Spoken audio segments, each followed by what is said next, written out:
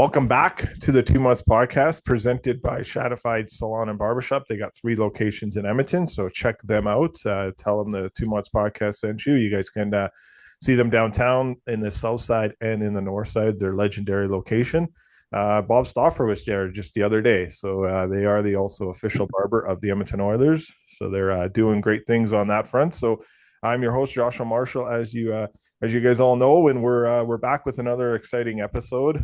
We have Sunny Seacon. Sunny, how's it going? Good, man. How are you? Pretty good, man. This is going to be a pretty fun episode. I know you've had this in the works for probably about 2, 3 months, maybe even longer. But we have quite the guest list standing by, as everyone can see on our Zoom and on YouTube. They can see that we have, but audio you won't be able to see unless you go to the YouTube channel. But subscribe there on YouTube, and you can check this out. But this is going to be a pretty fun theme. We're going to do a great talk in the South Asian hockey community, something that's obviously near and dear to my heart. And we've had many episodes on this before, but we have a generation of great hockey players here. And Sonny, I'm looking forward to this. This is going to be a lot of fun. Yeah, absolutely. Lots of important guests today, and I want to introduce them all one by one here, and then we'll circle back, and you guys can tell everyone a little bit about yourself. So up first, we've got Josh Chili Singh. Chili, you're gonna have to tell us where Chili came from a little later.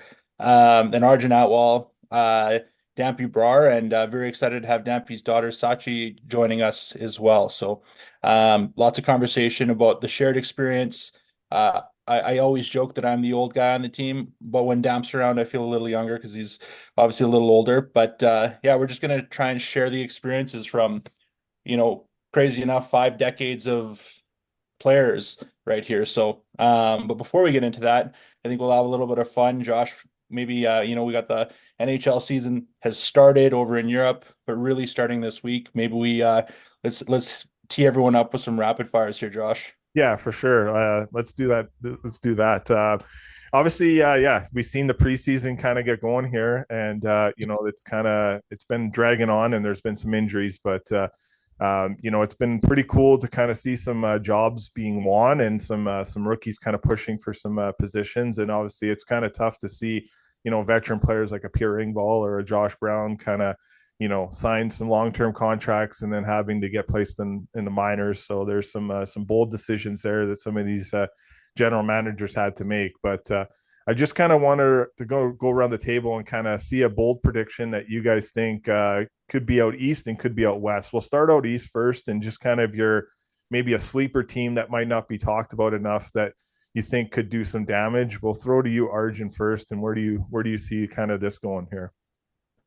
Personally, not the biggest dark horse, but I think after last season, people are definitely writing them off. I think the New Jersey Devils will be making some noise. I think the moves they made this summer have been unreal, and they got a great goalie tandem, which is very important. Hughes, if he can stay healthy, and Dougie Hamilton, then I think honestly they can go all the way with the talent they have. Yeah, it would be pretty cool to kind of see what happens out there. We'll go to the Bar family. Dabs, we'll start with you. Where do you think kind of a bold prediction out east could be for an Eastern Conference team? Yeah, what Arjun was saying with New Jersey, with the two Hughes brothers leading the way, even though they're pretty young guys, I think that's a team to watch for Boston. I think, again, one of those teams that can slowly knock on the door. Florida, again, I still think Florida is still good. I think, we talk about repeating again, there's that's that one team that could probably go in and get in the finals again and lose to the Oilers hopefully this time. So Yeah, exactly. And throw to your daughter there. Where do you think kind of a sleeper team out east can be? And is there a team that you kind of been following for the last couple of years out east that intrigues you in the style of play that they have? I feel like New Jersey's really good because obviously the Hughes brothers, but Florida, they're doing pretty good so far. Hopefully, they could lose in the finals, but they're doing pretty good. Yeah. can you just copy my answer? Maybe. Um, I wanna get some like real direct ones here, like get it on the record. Like Chili, who's gonna win who's gonna score the most goals this year? The most goals. I don't think you can say anyone but Connor.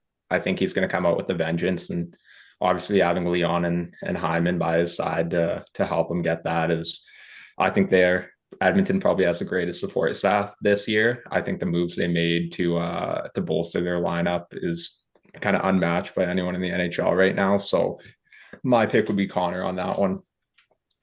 And Sachi, who's going to win the Stanley Cup? The Oilers, Why?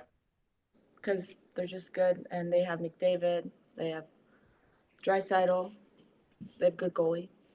So you've got you're thinking it's an Oilers and either Panthers or Devils final. I like it.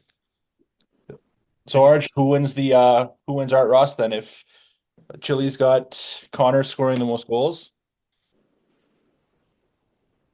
Personally, I have Ovi scoring the most goals because he's going for the record. So I'm going a long shot Ovi with another 50 goal season. 42 away for sure. Yeah, it'll be an interesting one to see. I put something on our Instagram account. Do you think it's where you guys would think? Do you think Austin Matthews scores 50 goals by the trade deadline, or does Ovi get 42 this year and beats Gretzky's record? That was kind of a bold prediction we put out, but interesting to kind of Chili. Where do you come out on that? I don't think you can go wrong with AM 3-4. I mean, I think he's entering his prime right now too. So I think he's just probably the best natural pure goal scorer in the league. I'm still sticking to my pick of Connor, but I'd say Austin beats Obi in that race. Yeah, I still stick to AM there too, and it pains me. I don't like the Leafs at all, but Ovi there's no doubt he has the ability to do it. It's just I don't know who's getting him the puck. Like no disrespect to the Capitals, but the team just to put up 42, he's got to get a lot of looks, and he's not got the young man legs anymore. He's not. I don't know how much he's generating off the fly. So yeah, but you never know. Let's do one more here. Who's going to win Rookie of the Year? Oh, what are the choices? Celebrini or All the rookies, Damps. Yeah. Michkov on the Flyers, I think would be right up there. Yeah. Hitchcock. Yeah, Sam Yeah. Mozik and the Flames. Yeah, you got Will Smith in San Jose too. Yeah. See, there's quite a few there. Well, easy choice is to go with Celebrini, but I think that Mitchkov is. I think he's going to settle in pretty good. So Will Smith from San Jose could be a strong candidate as well, right? So Yeah. At the end of the day, if you're in the sentence of being Rookie of the Year, especially this day and age of hockey, you're doing pretty well. So Yeah, and you got Carter Gauthier out in Anaheim, and yeah, you got what is it, Rucker McGorty with the Penguins, maybe Braden Yeager. I don't know if Braden Yeager ended up making the Jets, but yeah, there's a lot there for sure in terms of that. So the Devils have some players too that have done some pretty good things so far in their 2 games overseas. Anyone else want to jump in on that one? or Steve Baines. Yeah, He's looking good. another Really one good. too. Yeah, there's another one too. Yeah. And I want to talk about him because this maybe I know I'll try to maybe taking over a little bit here, Sonny's just like I obviously the biggest focus this past week and the other day was the Amazon series in growing the game and getting eyes on the game in a different way. Do you think Ashley Baines could be a guy that maybe is featured in one of these Amazon series going forward in terms of the generation that he can bring? We obviously heard some of the guys out east and even in Vancouver on some radio shows, talking about how prolific the community is behind him. I kind of want to get your guys' thoughts and maybe the Amazon series, what you guys seen, and kind of Baines kind of being a part of that, maybe being a featured star coming forward here. Arjun, we'll start with you. Yeah, I think that would be amazing. Not only just because of him being South Asian and better look into the community and the actual support and traction that the game is gaining, but also just because I think just his career path has been not like linear. I don't think many people expected that 20-year-old season out of him, and then the progression I think he's made from 19 till now is quite different. I don't think you see players usually do that. I think usually by 18, 19, they're pretty set in stone and you see what's coming. But for him, I think it was he was good, and then he went to that great level. So yeah, I think it would be amazing. Just take a deeper look into that, and obviously where he is at today is very exciting. Jilly, yourself, your thoughts on the series and, you know, kind of growing the game too with some stars here. Yeah, I kind of binge watched the series, so it was awesome. Like definitely gave you more of a perspective into everyday NHL life and just hockey life in general. But yeah, I definitely think Arch would be a guy that could definitely end up on one of those shows probably sooner than later, in my opinion, too. For me, not just as Arjun said that he's South Asian, but just kind of the embodiment of anything can happen if you work hard and hockey and in life. So it'd be a great story to see for sure. Sonny? Yeah, I think it would help the story immensely if he cracks opening lineup and he's a regular and he's showing. I watched 2 games in person to see him, and he's looking good out there. Um, so being an established NHLer only helps the cause. But whether he's there half the season or the AHL, I think the league would be foolish not to look at the story for all of the facets that these guys have touched on as like a marketing tool. And, you know, the league has been looking and waiting for players like this that you can then take to show to the world, right? Like, yeah, you can show this series dubbed in Punjabi, Hindi in India, and they might see McDavid and people might be like, oh, that's exciting. But it's another thing completely if you can have Arshdeep speaking Punjabi, showing his dad, showing him going to Gurdwara before the game, and then showing that like overseas, right? Like now all of a sudden it's like that. I'm not going to say it's like the Yao Ming moment in basketball, it's apples and oranges, but that's like what you're trying to kind of capture, right? Like you're trying to get that person that you can now take over there and people can put a face to what they're trying to achieve. So I hope they capture it and do something for it. And I also dislike the Canucks, but I'm really hoping that he has a strong year. I think he's going to have a pretty good year. So, Damps, your thoughts? Well, first of all, my daughter's sitting right next to me. When they were in Penticton for the Young Stars last year, we are all looking forward to seeing Arshdeep and so forth. And you know, he texted me. He goes, "Just meet me at the hotel. I'll take a picture with my son and the players." Right. So he's very respectful like that. Now I'm going to take it on a different angle. Like everything's been said. Yes, he never got drafted in the Dub. Got to where he got to. He never got drafted in the NHL, and he's played more games than some of the guys that have been drafted in the first round. Right. So he's made a lot of headway with just being a hockey player. But the unique part was, and this was talked about in our hockey office a little bit. I know I talked to a few coaches. So we got Arshdeep Bains on the ice, competing for a spot for the Vancouver Canucks. We got Chico is the equipment manager for Abbotsford. We got Harry Mahesh, who's the assistant coach for the Abbotsford Canucks South Asian. So there's 3 South Asians right there. And then you got Manny Malhotra, part of that as well. The Bainsey's younger. I think he's younger, maybe a little bit older. Cousin was there as a fitness coach. So there's like 5 or 6 South Asians in the Vancouver Canucks, Abbotsford Canucks organization. And that was pretty neat to see. And it's neat to see that because not only is it Arshdeep Bains as a player, equipment manager, assistant coach, and Manny Malhotra as the head coach.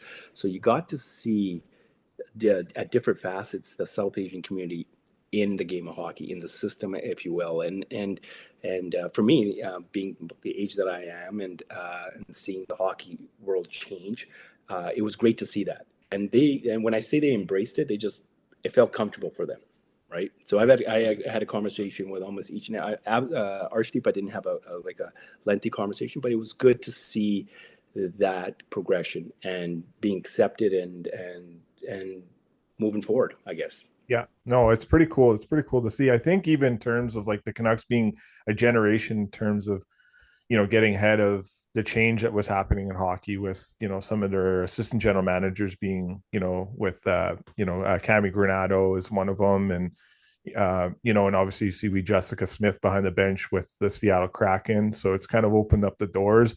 Even being at the rink on Monday for the Flames, it was just, Megan Mickelson was just so happy to see, an opportunity to kind of changing the game and kind of wonder, where that is for you in terms of your view of this, Sachi, in terms of seeing the game changing and giving extra opportunities and learning that, that, this game is open to everyone, and how you feel about it and what you can see in maybe an Amazon series going down the road. Because obviously it looks like they're going to continue going down this path of these great documentaries.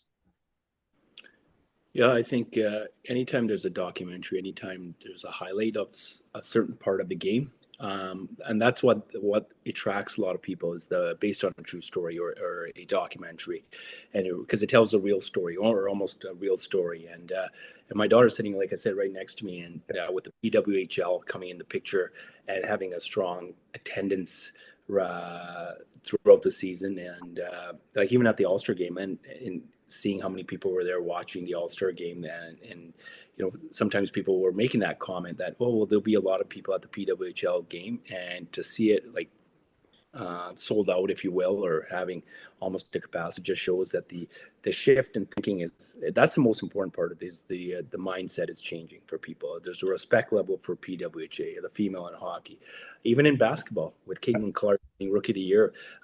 She's a Caucasian girl ripping it up and playing. And you know what? And anybody that watches Caitlin play, she's aggressive. She passes the ball very well. She plays with a lot of attention.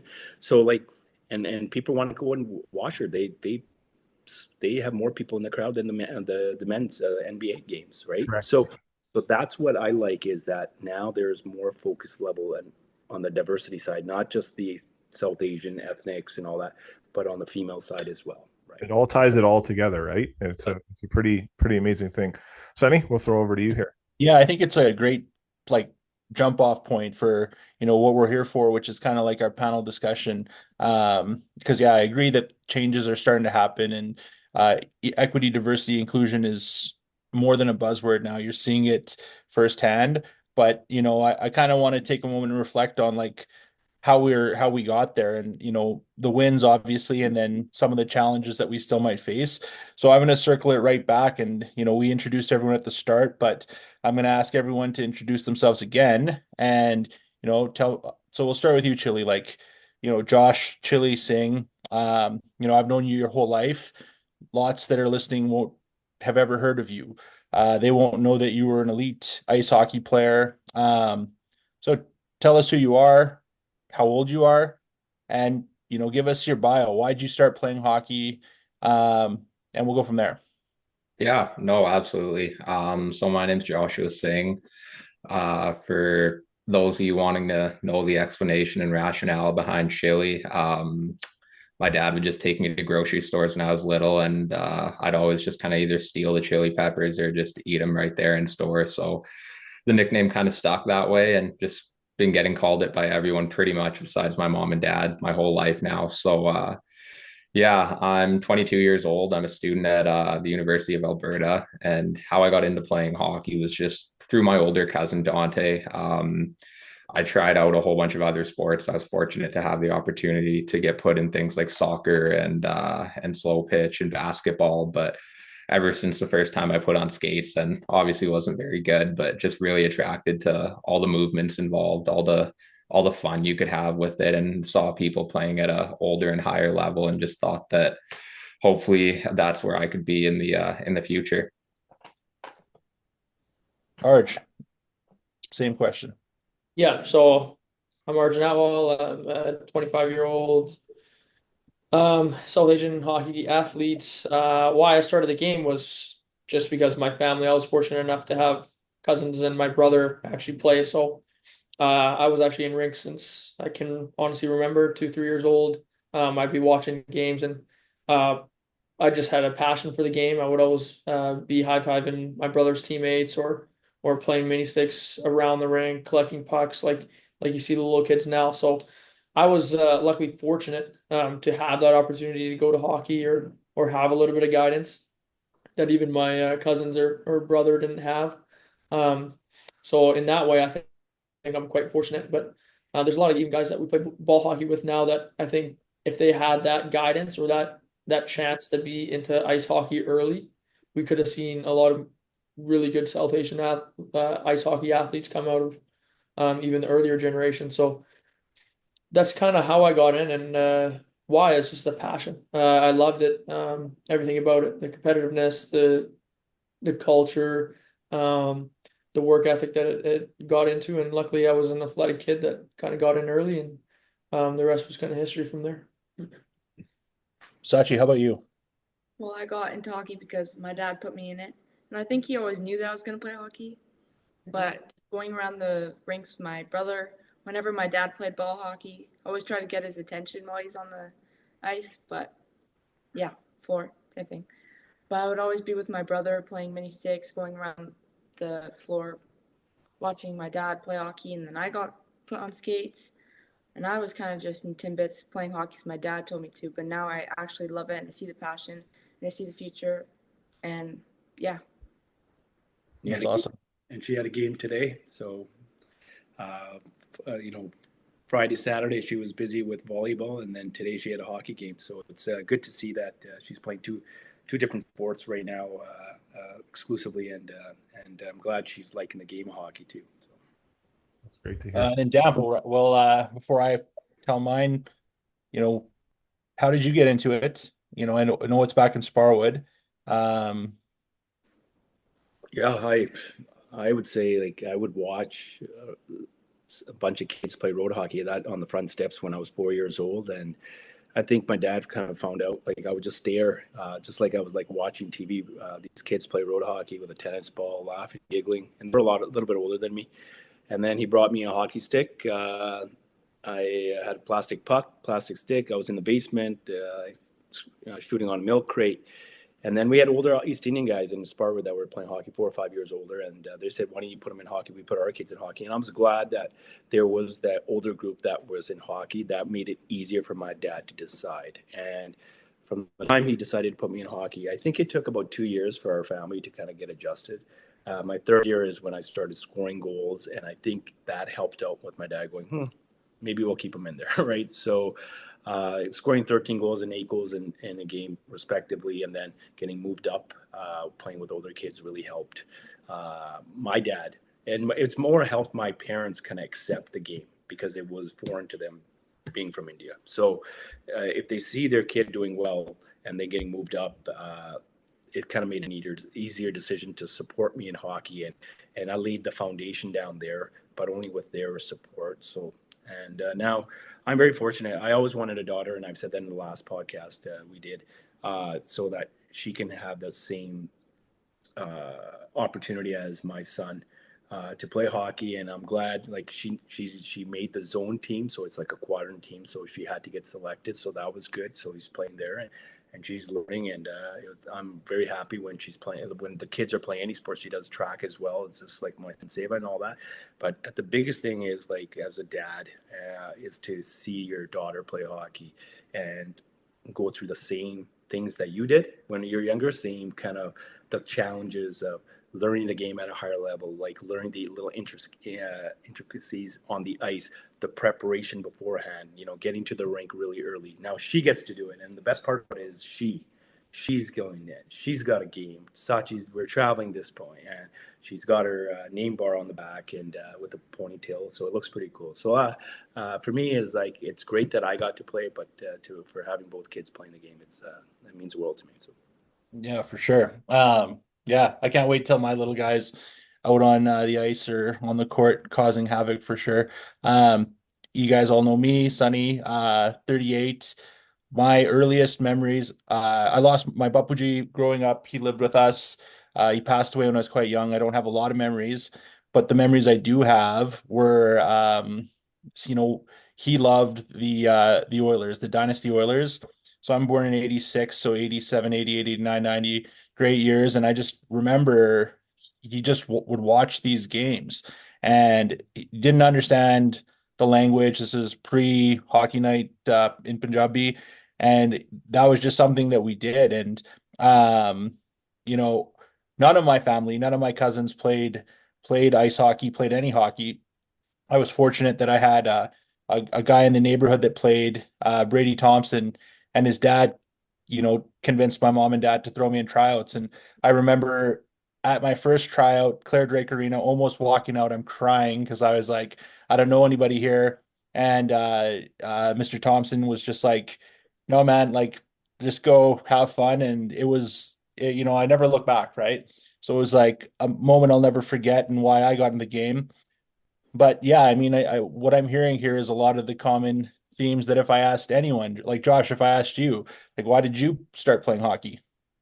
Yeah, I was just fun. Like it was a sport that I kind of you watched it on TV as a younger kid, and then I had yeah, my dad wasn't really that close in my life when at a younger age. He did we did end up getting closer before he passed away, but we played this place called in Rendell Park. It was just this league called Just for Fun Ball Hockey League, and we used to play there when we were kids. And I just remember being like the tallest kid in my age group, and the coach was just like, "You got to play the whole game." So I was the only one of the only kids on the team that played the whole game, and it was just always fun. It was pretty cool. And then I had a big brother from the Big Brothers Big Sisters program, and um, I think my first love of the game just became we were at the YMCA playing ball hockey one day, and the Maple Leafs were in town, and I really didn't know much again about the game, just besides it seemed like a fun game. And Matthew Schneider and Doug Gilmore ended up walking in to work out, and they were playing the Oilers like the next night. And I just remember meeting them, and then obviously I went on to like to idolize Doug Gilmore, and then ended up interviewing Doug Gilmore on this podcast. So it's like pretty cool that like someone like that to me was gracious enough many years later to give back his time to do an hour interview. And as we think we can all kind of say like there are some challenging things with this game, and I'm still kind of dealing with it and being an advocate for injustice, and there's still a big shift that needs to kind of happen, and it is kind of happening. But in terms of just growing the game in a fun way, in like kind of like what Chili said earlier about the documentary, you get to see a different light of these players, and getting the privilege to be credentialed with a media pass in this league, and getting to see what these players go through on a nightly basis is quite remarkable. And you have so much respect for it, but it's also the time and the appreciation that they give back. And that's something I think that every single one of us on this call has learned from they're a family member, a mentor, so I think it goes bigger than just the game itself, getting on the ice. I think and not to get too emotional on it, is like, and it's first time obviously meeting you, Chili, but I know that if you're a close friend of Sonny's, you're going to be a close friend of mine. And but knowing some of the other people here, and and just having the respect that you guys want to give back to the game and give the opportunities that was given to you, given to someone else, but also being there to support them when challenging times come in front of them, because that still unfortunately happens in the game. But it's the safest and the most beautiful place that I feel is inside of a rink. Doesn't matter which rink it is, that's the most safest place in the entire world where I feel. And it's because it's the people involved. And since 2019, the Calgary Flames have been nothing but great to me, and I know how you guys all feel with the Flames, and supporting great theme nights and the South Asian nights. Obviously, the Oilers are part of that too. So I know rambled on there, Sonny, but that's kind of where it all kind of is. No, and it's not like rambling. I think you were trying to draw comparisons here, right? That like you're a 1984 born Canadian Caucasian guy. I'm an 86 born, half Punjabi, half German. Yeah. So actually, if my math is right, you're probably like a 2011-ish born. And so it doesn't matter, Dampy, like you're, I don't know, like mid 40s. Late 40s, 1976. I'm 10 years older than you, bro, but I look 10 years younger than you. You look So 29. 100%. But it's please don't. the dippity do. That's, I gotta get that. But no, we're gonna have some fun, but like where I want to go, and I don't want to make light of the situation, but like, Damp, you don't have to get into it, but you've played the game longer than all of us, right? I'm sure there were, one or two incidents from your early days that might stand out that may have wanted to make you stop. Um, in a minute or two, like, do you want to share those? Like, Of course, like it's not. Here's the thing: is and I think Arjun Chile that played ice hockey. My daughter can kind of say that, but maybe not because she's still in the midst. When you go through, like, let's say, racial discrimination back then, right? It was there, but it's the way you handle things. If you blame, like, Arjun played AJHL, started in the dub, played. Arjun, how many years in with UFC? 4 or 5? 4. 4 years. Like, yeah, like how many? Yeah, like South Asian guys can say that. Like, to be honest with you, it's tough. Chile played for the Banff Academy, and it's now playing where he's playing. Like, those, you play in those different eras. You feel, I felt a little bit of racial. Well, I didn't feel it. I'd seen it firsthand, but that was back then. But then your career takes you to one. You played 8 games, one level lower than the NHL at one point. So did that really hinder it, or did it light fire under your butt to be that player, right? So I respected the fact that my parents kind of shielded me away from it and didn't blame my any type of success or adversity on racial discrimination. So when I say this, and I'm saying this with honesty, like when you hear a person and all you hear him say is, "Oh, I would have made it somewhere if it wasn't for discrimination." If it wasn't for discrimination, I'm sitting there going, I'm 17 years older or in that era, and I got to where I got to. You cannot just blame it on that. And then you got the Arjun Atwalls, the Chile, you got Munraj here, you got Tyler Sandu. I just put on South Asian Hockey as a post, and a lot of great comments about that. And you got Jajar Kira, you got RHD Baines. Like, you got to sometimes compartmentalize that, and I'm glad my parents didn't use that as an excuse, and they just basically use it as a fire starter, a catalyst for me. So that, to answer your question, I know went a little longer than the 2 minutes, but different games have different type of racial tensions. Basketball being predominantly black, NFL same thing. So, but at the end of the day, like, hockey is changing in a positive way. I'm glad, and with the South Asian nights and with all that, and with attention to women's hockey and all that kind of stuff, women getting involved in our men's sports, like on the coaching side, development side, everything, things are working in a positive way.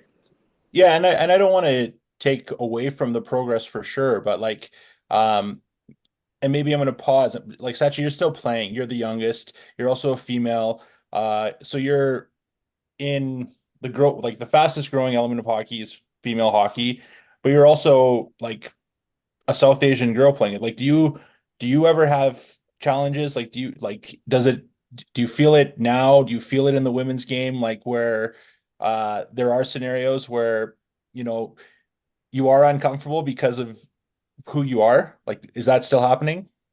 I think hockey's came a long way. I haven't faced any of that yet, but hopefully I won't. But seeing hockey change, like hearing all the stories and just how far hockey's come from that aspect. Yeah. For sure. And like Arj Chili, like again, it's not a witch hunt, but like, did you guys have some of these, like, again, my like personal journey, half Punjabi, half German. The up until the year that I had 3 South Asian players on the team with me, I had it every year. And I was like, damn, I just was like, this is just part of the grind. You gotta tune it out and you gotta go. And then the year I had Cal Sambi and Joe Sang on my team. And because now I was like ambiguous when you put me beside Cal and Joe, they got the brunt of the racism. And like, but it didn't stop. It just was like redirected. Um, and I'm 10 years younger than Damp. So that was a new generation. And then now you guys are 10 years younger than me. So, and Arj, you just stopped. So when you stopped, was it still a thing? For me, I think as I got further into the game, I faced less. Personally, that's just how I felt. It was always there. It wasn't as prevalent. I feel when Damster you played, maybe there was more like direct comments or harsher racial discrimination. for me, it was more indirect. There's a lot of stuff that happened behind the scenes. Maybe you don't make a team because maybe you are South Asian, or maybe you're not getting the adequate amount of ice time or opportunity because of who I was. But for me, my parents fought for me really, really hard. Especially, I have a vivid memory about my Adam coach. Actually, was I was playing really well, came in at tryouts, doing the best I could really, and I kept getting pushed down the lineup, and we just didn't really know why. So my dad reached out and very nicely, just wondering why or maybe whatnot. And we obviously got a answer we didn't love, so my dad kind of went after it. He said, uh, he kind of stood up for me and said, "If you're gonna face that, we don't need to play here or do that." And in the end, that coach actually became one of the closest mentors I had throughout the game. So not only did it allow me to progress my career, it shifted his mindset. Um, Kind of it made him learn and grow as a person and help me in my career. So I still am in touch with that coach till this day, and actually his family as well. His kids ended up coaching me further down the line. So I just feel like hockey's come a long way. Obviously, there was and there still may be at various levels or different places or locations some discrimination, but it actually helped me embrace my culture and who I was. And it, like Dam said, it lit that fire in me to go represent. I want to lead the league in scoring. I want to be the MVP because of who I am and my last name and where that comes from. So for me, it kind of worked in that sense. It drove me to be the best I could. But uh, just being there for kids nowadays, like Dams and I and you're doing, Chili's getting in there, is big. I think now they have us to look forward to and fight those battles if they do ever come up, which is very important, I think. Chile? Yeah, I know for me, there's a couple instances that I think I've actually talked to both Damps and Arj about, and they've helped me get through it. But just like some direct racial comments, one that always stuck out to me was game two in my 19-year-old year in the playoffs. We got in like a little scrum and right in front of the ref.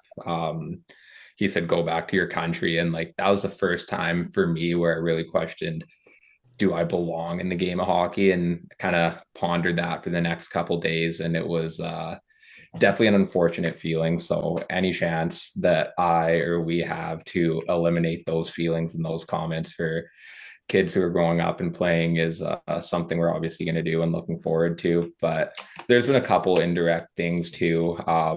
For me, I always thought the best way was just to not deal with the comments made and just keep my focus on the ice. But I think looking back on it now and having some time to reflect, I wish there were a couple times I could have stepped up for myself and just voiced my opinion, because that's one thing too I've learned, just not just in hockey, but hockey's helped me realize a really good life lesson is that you have to fight for what you want. You have to go out there and take it. If you keep waiting for someone else to do it, you're never going to get there. So Yeah, and like again, make no mistake. I've been in and around the game for over 30 years now, and the progress is there. It's staggering. But at times, I'll say in front of you guys, I'll say to if I'm talking to a player, if I'm talking to an executive, that the progress still frustrates me, right? And there's, I want to fixate on two things Dampy and Arjun both said, right? So yeah, you guys had that inner compete and that desire, that basically professional athlete mentality where you were going to turn anything into motivation to go, but not everybody has that, right? And not everybody has the ability to tune out, let's call it what it is, like complete bullshit that shouldn't be happening, and use that as fuel to push them further, right? And this is going to sound weird, but I'm not actually all that worried about the guys that are like you and Damp or Arshdeep or Jujar, who would have had to face all of this their whole lives. And to get to the professional, the top league, whether you're NHL, F1, MLB, you're going to put up with stuff. And the guys that make it, the women that make it, climb to the top of the mountain for a million reasons. I fixate on this because, I spend most of my time in youth hockey around 9 and 10-year-olds. And I look at the number of Asian or South Asian or Black, Indigenous youth that are coming through, and it's static. You're not seeing an increase anywhere. It's just flat. And so you have someone that was born in the late, like 2000s to you guys, and then we're talking, we're having the same discussion, and that's what frustrates me. And because yeah, like you're never going to eliminate it, but I feel like there more can be done to like make it safer, but definitely more welcoming, so that more people will want to get involved. And I don't want to take away from like the work that's happening, and I want to celebrate that. So I'll leave the thought there, but that's where I wanted to flip it to you, Damp, and you, Arj, to talk about programs that are working, right? Like I give both of you guys full marks, and maybe talk a little bit about AZ1 and South Asian hockey. You guys collaborated on an amazing event, and some of those things and the wins that we can have, and where you think we need to do some more work. I'll throw it to you guys first. Go ahead, Arj. Yeah, so for me, like you said, it still exists today, especially at those younger ages, which is alarming. I feel like it's a lot more indirect. For me, like just this past month, I helped 3 kids actually were mistiered, like drastically dropped. And I think that's where that progression stops, is because if you're not playing at the higher levels, then your desire kind of drops and your development drops. And then it's hard to make up that ground once you're 12, 13, 14, right? So those are the kind of crucial years, is when you're 9, 10, you want to be playing at those levels, and you excel and you learn how to train and you learn how to be focused and prep and all those good things. So I think there's a big gap there. Personally, I think what Damps and I are doing, the objective is to just help kids. There's a lot of parents and kids that still need guidance. They're lacking guidance. They don't know where to play, or maybe if something racial does come up, or something they're discriminated against, they don't know how to solve it, so they just accept it. So that's kind of where we step in. I think is the biggest part for me, is what I've noticed the last year, especially, is I have more and more people just coming to me saying, it's not what we would need to do on the ice or how to train. It's how do I get out of this situation, or how do I deal with this? What are my options? So um, we help them find teams. We help them find different routes of development, of how to get further in the game, and I think that's our biggest contribution. As much as we do the on ice training, we do the off ice training, and we create relationships and a network for these kids and even younger adults. I think that helping them develop and find places to go is great, and then guidance is very important. Damp. You know what? Kudos Arjun, just exactly what he said. And Arjun's obviously a lot younger than me, and he's gonna see the game. He's gonna associate with some of the players differently than I am, right?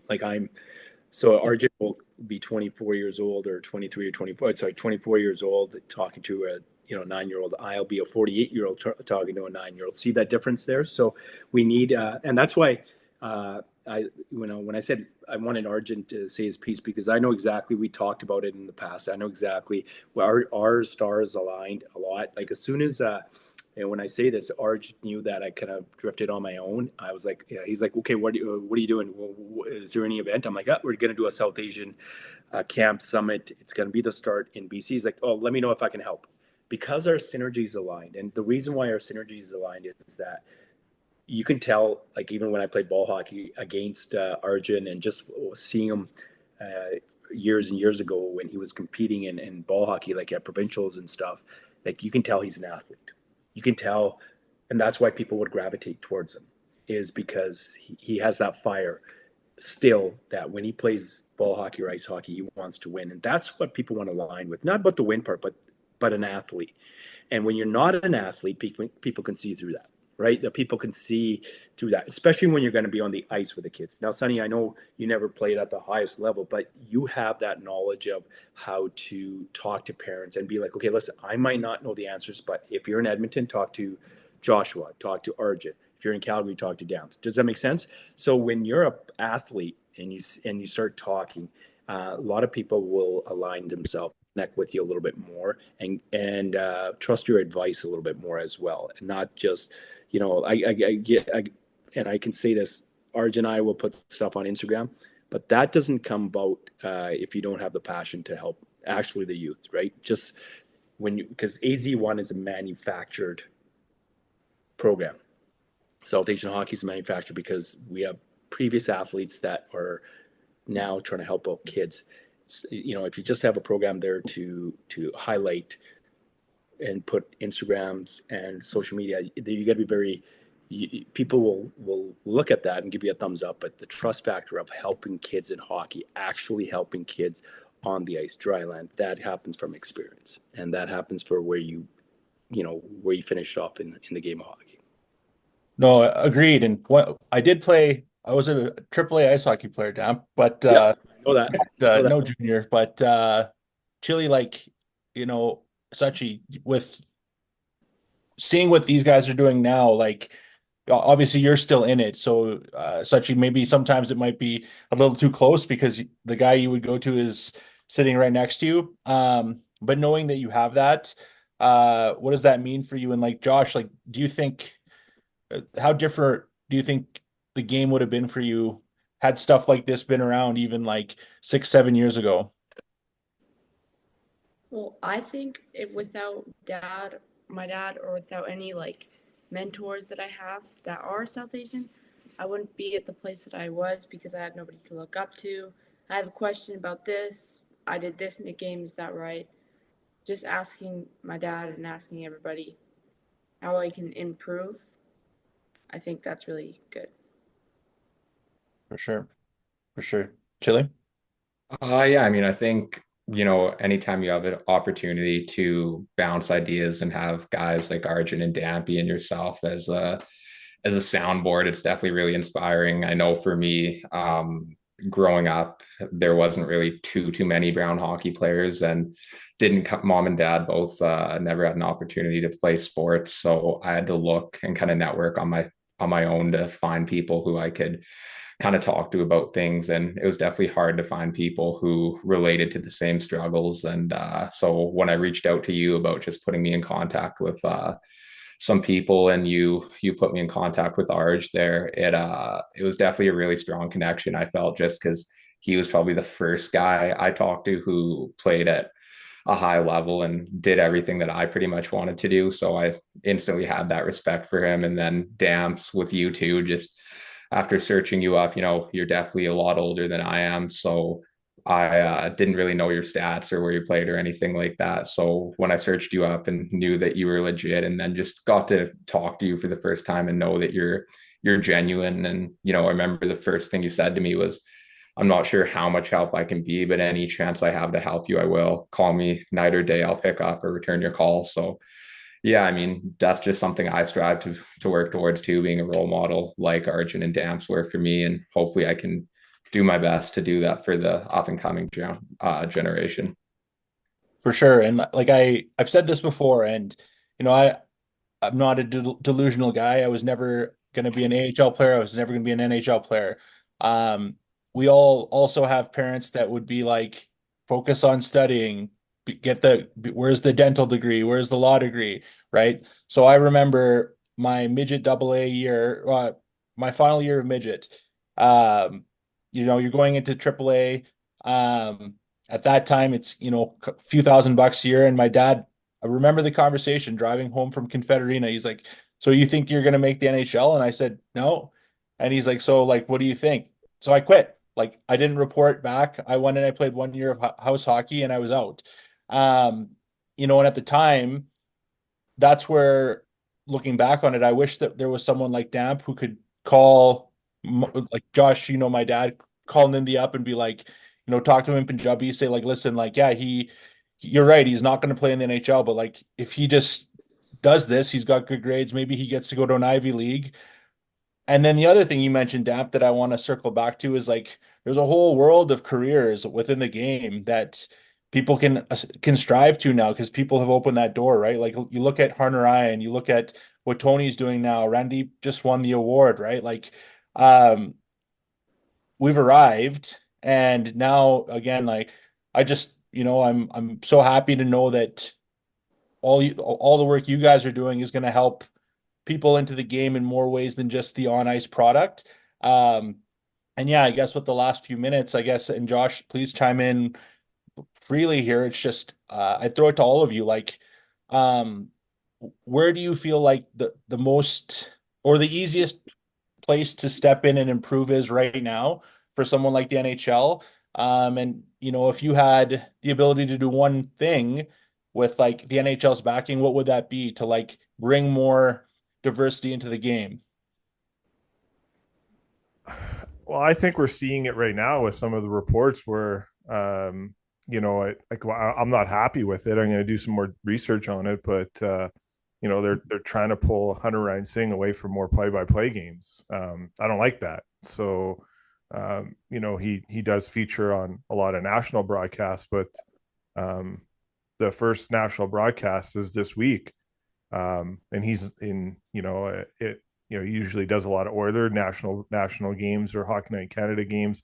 There's a report going on that he's taking less of that now. Even in the playoffs, they're going to move Jack Michaels to doing all the Oilers playoff games on Sportsnet. And so, in terms of that, I think the door has been open. He's been doing a good job. But, I know Rick Ball left the Flames broadcast to join the Chicago Blacks broadcast, and Job Abbott came in and took over that. And those are two amazing guys. But, I think, being the second color guy in terms or play-by-play guy behind Chris Cuthbert, Hunter Ryan Singh does a great job. But I saw the report the other day that he's going to do less play-by-play games, and that's very concerning to me because I think he's done a great job, and he brings a different perspective to the game like all play-by-play guys do. But just in terms of that, I know that might have caught you guys off guard by that, just seeing some of your guys' faces there in terms of me bringing that up. But I just, I think the game is going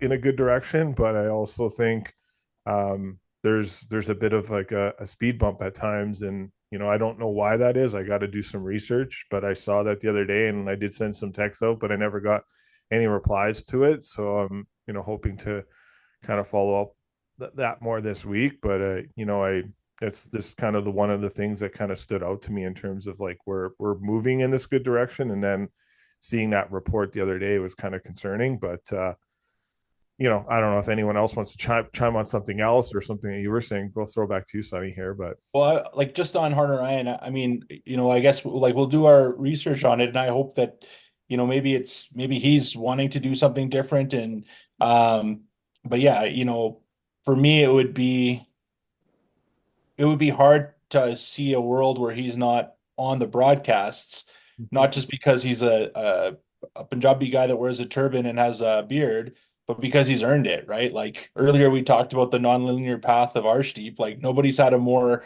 nonlinear path than Hunter Ryan, right? Like you read his stories, like the guy was like, I'm pretty sure he was living in Toronto, but like living in Calgary and like commuting back and forth between cities just to make it work, right? So, but yeah, I mean, we'll see what comes from that. the only reason I bring it up is because he was supposed to be doing the Oilers season opener, and now he's not. So that's where the report came from. So I just want to do some more digging and seeing what happened there. But sorry, go back to you there. Yeah, no, like I guess like narrow my like I threw it out maybe too broadly, but like yeah, the Oilers, like the NHL they're doing things to try and bring people into the game. They have NHL Street, they're sticks in hands. The Oilers have Every Kid Deserves a Shot. They're trying to get behind ball hockey. Like the Flames have supported, Damp directly in the Indo Cup. So there are wins, right? Like, but again, and I feel like I don't want to ever shit on the progress because it is there. And there's a lot of people at the NHL that are much smarter than me. But, I'm also not all that concerned about the growth of hockey in Edmonton and Calgary, right? Like, we're hockey crazy markets. I'm thinking of like, how do you get kids in like Yuba City or like the central Midwest? How do we get more fans there? And then ultimately, how do you come up with a product that you can then drop into East Africa, Northern India, and have kids being like, oh, I want to do this, right? So I guess that's where I'm asking, what can the NHL do to get there, Arch? Personally, I just think one thing I love that the NBA does is they send their players out to different countries in the off season. I think that's huge to grow the game. It gets people excited. It gets some people to know what basketball is in that instant. So for hockey, I think they need to start doing that. Like maybe send some of your biggest stars to some of these countries that hockey isn't big in, or some of these cities that hockey you need traction in. For me, I think that would be huge. It gets people watching. It gives people an idea of what the game is, and that can lead to people realizing that not even just South Asian, even BIPOC in general, or specifically South Asian, just someone to look up to, and then maybe get into the game themselves, or look at these other careers. Maybe they become a coach, maybe they become a scout, maybe they become whatever it may be, an equipment manager, a athletic therapist with some sort of interest in the game. I just think the more people we have in the game and in those networks, and the more people that learn that there's more to just making the NHL by playing hockey, whether it's learning life habits, values, getting a scholarship, getting a job, networking with endless amounts of people. I think that's what needs to be realized. But that stems from the biggest stars in the game making people realize that this is what hockey is, and learning about it more than just you see it and there's 10 people chasing a puck and then you see it once and you don't really know what it is. I think there needs to be education on it. Damn, Chili, Sachi. How can the NHL help grow the game? Yeah, I think sending, top players to different countries is a very good idea. That would grow the game a lot. I feel like doing like different like ads, I guess, or like Commercials. commercials. Just Yeah. bringing other ethnicities into the game by camps, like how my dad's doing and that kind of stuff. I think, I also want to say that I don't ever want to be the guy that says the NHL is not going to become the NFL, the NBA, MLB, but like it's the odds are slim that you're going to overtake those, right? But if you're not growing, you're dying, right? Like in business, if you're literally like that's literally how it works. And so, all these guys, when Leon signed for 14 million, all the social media accounts are pointing out that he'd be an average player on the NBA. Yeah, that's all true, but it's like about the economics. We're still trying to grow it. I think of something like you look at what happens in the Middle East, you look at what happens in Saudi Arabia, live golf. Like these guys are hungry for entertainment. Like if I'm the NHL, I'm trying to figure out, hey, instead of doing an outdoor game in one of the same 10 cities here, why don't we get real creative and do like a couple outdoor games in the kingdom and work with them. They're going to put it on. They'll figure out how to have the ice in the middle of the desert because they already have the craziest engineering in the world. And then again, you're going to have regional wealth come to the game. You're going to have elite people from Northern Africa, India, the whole region coming in, and then you're showcasing, you put McDavid up against Matthews, or you put McDavid up against McKinnon. Like you show the very best of the game. And but I agree with both comments. I think you got to export it a bit more. I give them full marks for the games in the Czech Republic, but like again, like you're not the Czech Republic. You don't really got to convince them to come to the games, right? But I was having that same conversation with my brother today. I said, "Oh wow, the season started. Where was it? Prague. All right, that's great, but the Czech is one of the biggest hockey countries in the world.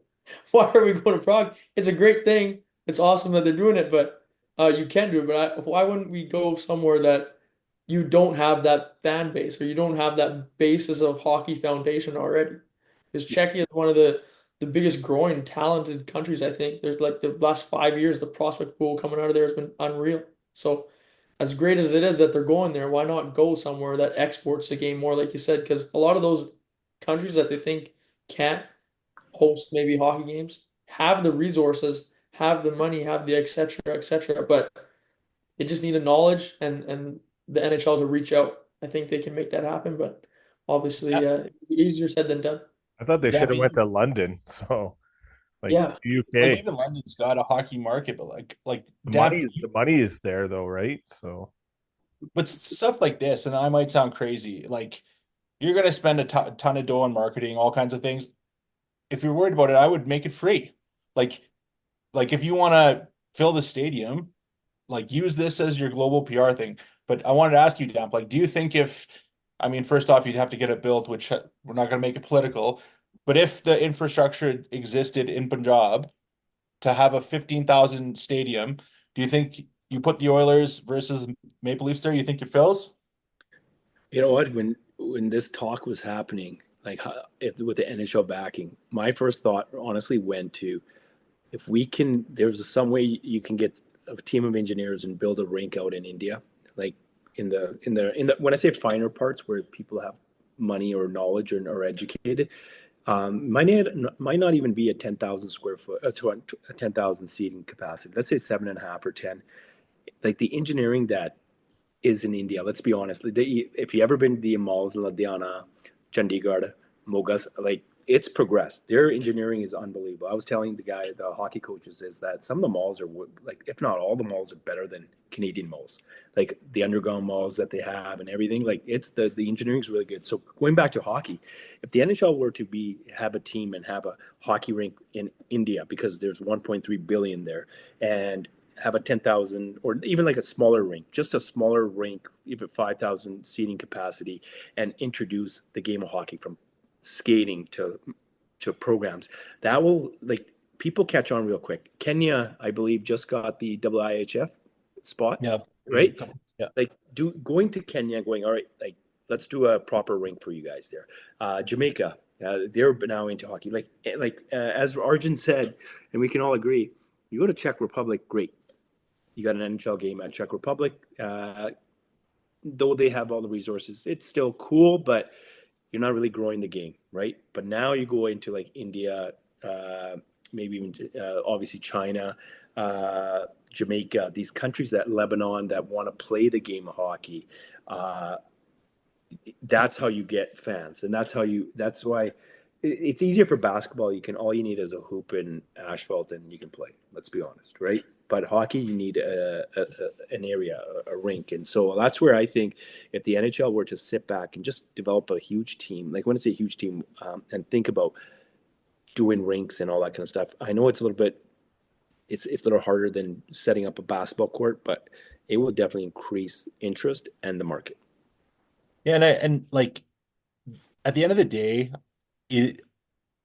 I know the argument the NHL would probably make is that they go to the Czech Republic, they go to Sweden, they go to these places because it's an expensive venture to get out there. Yeah. And then they know that people are going to buy the tickets, right? So I guess where I would be arguing is like just looking at where you're going to take from the revenue stream and how you're going to allocate the funds on a future potential realized gain, right? Like this might not lead to anything for a long time, right? It's a gamble, but at some day you want to get exposed to those people. And then in the idea like yours, like build a rink there, build a rink in Kenya. Like, I would have a team at the NHL that would go out doing joint ventures, right? Like I would be searching for people that had the funds to, have ownership in India or wherever, and with the NHL's guidance. But anyways, I think both were great points. Chili, how about you for growing it globally? What would you change up? I think there's two kind of glaring parts for me that I'd change. The first thing is kind of making it financially accessible to everyone. I think everyone's kind of heard this on this podcast, but it's like the reason people choose to play basketball and play soccer and other sports, it's just because it's like it's so much cheaper. You need a pair of shoes and a ball. Like I think it's kind of ridiculous how you're expected to pay anywhere from $500 to $1,000 for a pair of skates. That kind of doesn't allow a lot of people and families who probably want to get their kids in the game.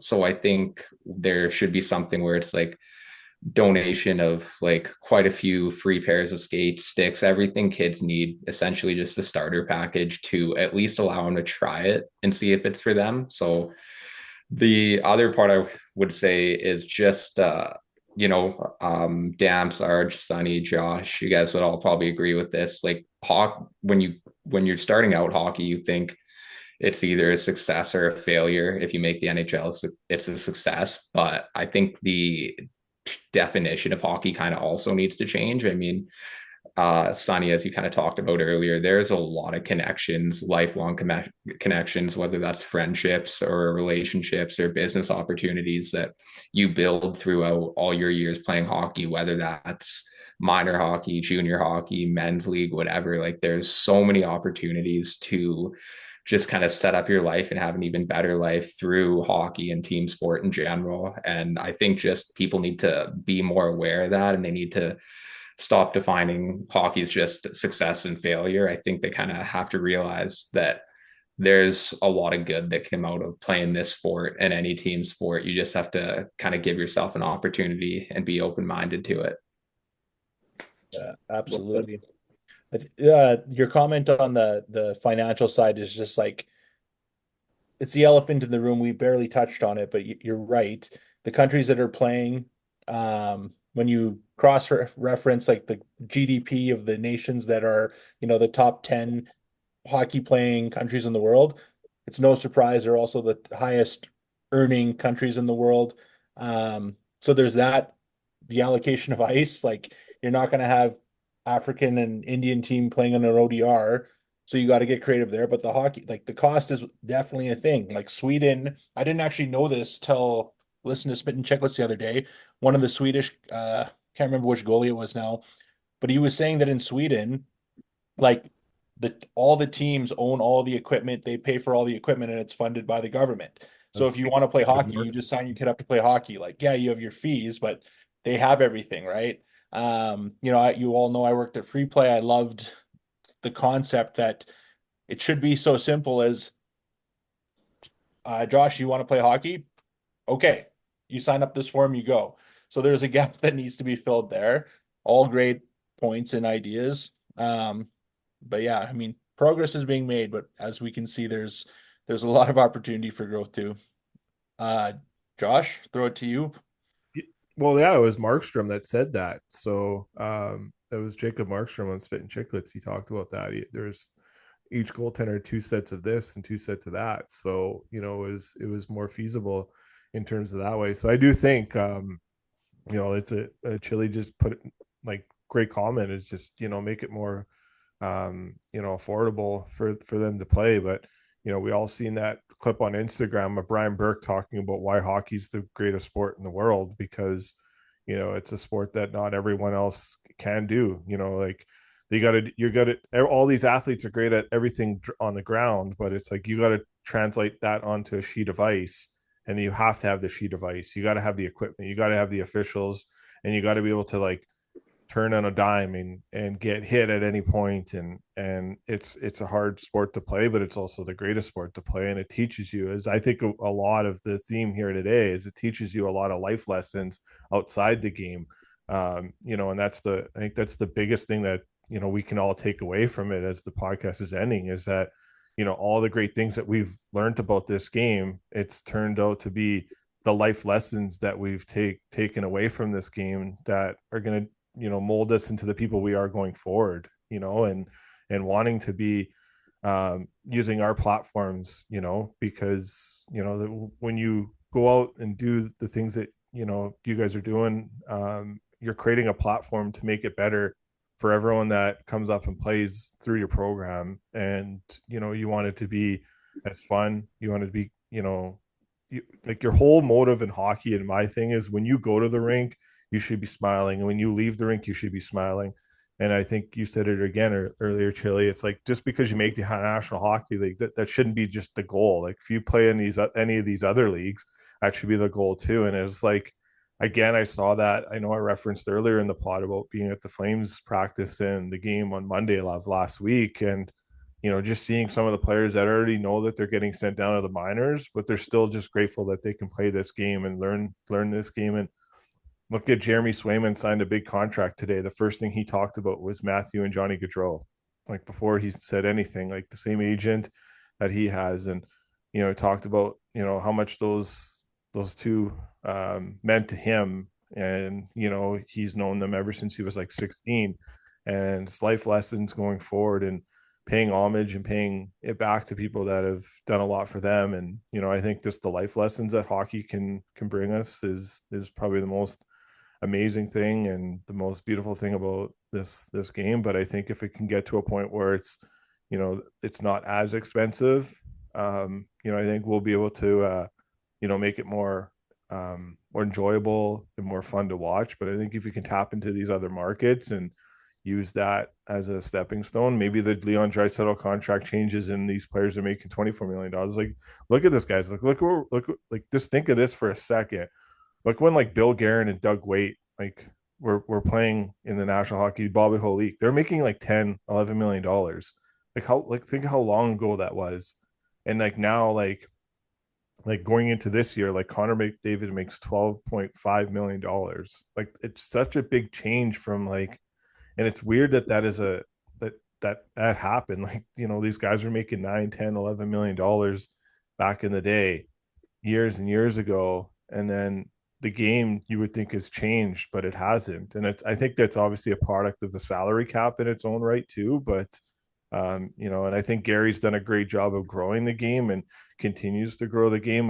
How passionate he was to get Willie O'Ree into the Hockey Hall of Fame. Like, that was something that Gary really pushed and wanted to see happen, because it obviously, in his eyes, it should have happened sooner, but it happened. And that's great that it happened. And it was opening up more doors for players of minority backgrounds. So I think, a lot of people can crap on Gary, but I think Gary's done a great job in growing this game. For sure.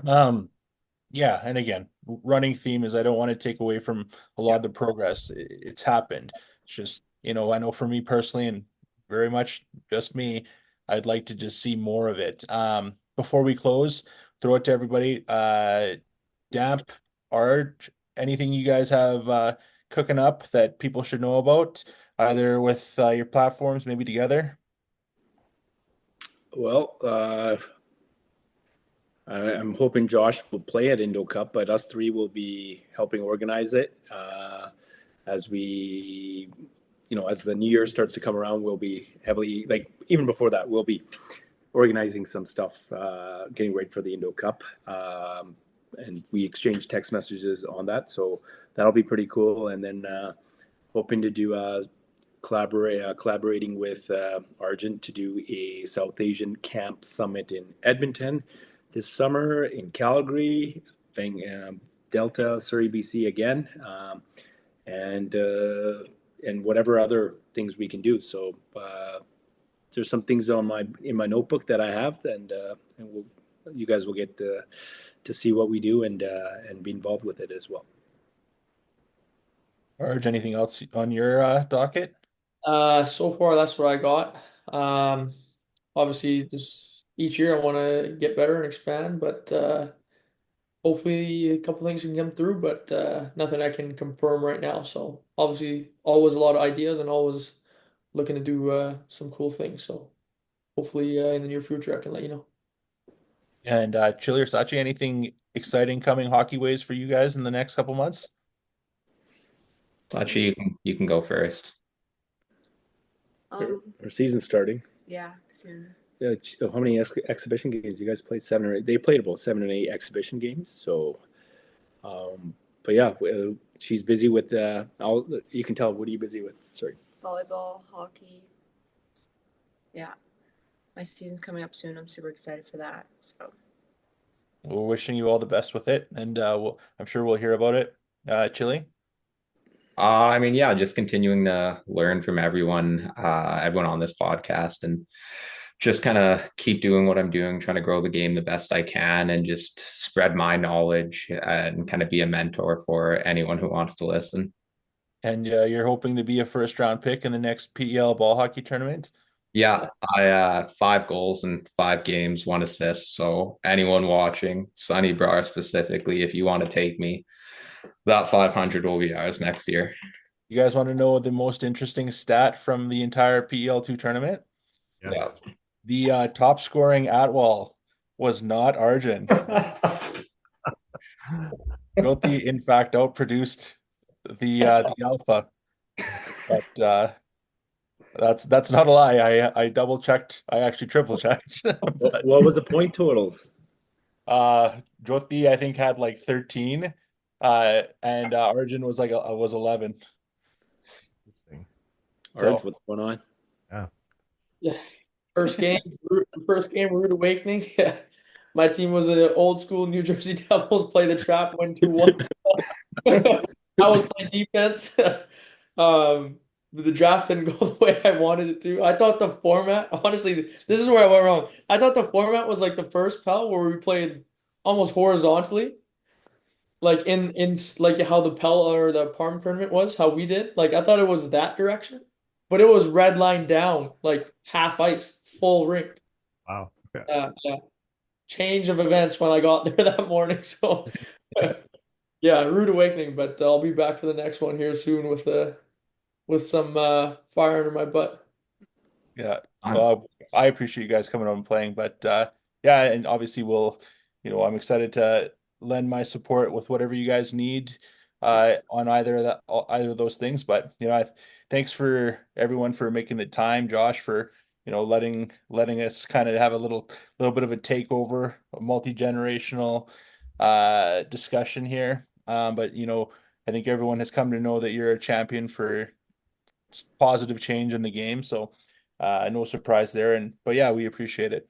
No, anytime we can do these on our podcast, is Clay Vanderham likes to call these episodes mutts off the leash. So we're going somewhat off the leash and in good positive conversations. It is quite amazing. I think I was sharing some numbers with you guys before, like the amount of downloads we get on the audio version of these is quite amazing. And Damps and Arj have brought in some new listeners to our pod because of that. And we're currently sitting like top 50 in Canada. So that's saying something for hockey podcasts, knowing that there's probably a lot of them and how big Canada is. And yeah, we're right in there with the Nielsen show and the Gregor show, and nowhere near Stauffer's numbers because his numbers are obviously pretty good, but yeah, just to be in the conversation of the top 50 because we bring interesting conversations like this and important conversations like this is pretty good, and people want to listen to it. So when the numbers are there, it's refreshing to see that, and they outdo numbers of a Darren Dreger interview for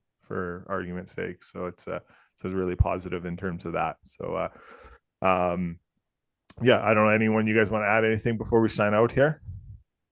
I just want to say thank you for having my daughter by my side. It's something that is pretty special for me. And just she plays hockey and she plays volleyball and other sports and all that kind of stuff. But just to have her on the side and for her, you guys to welcoming her on the podcast is, like I said, very special for me. Yeah, no, it means a lot to us too, and it's a pretty cool moment in the family there, so that you can cherish for sure. All right, is that it, Sonny? Is there anything else you want to add?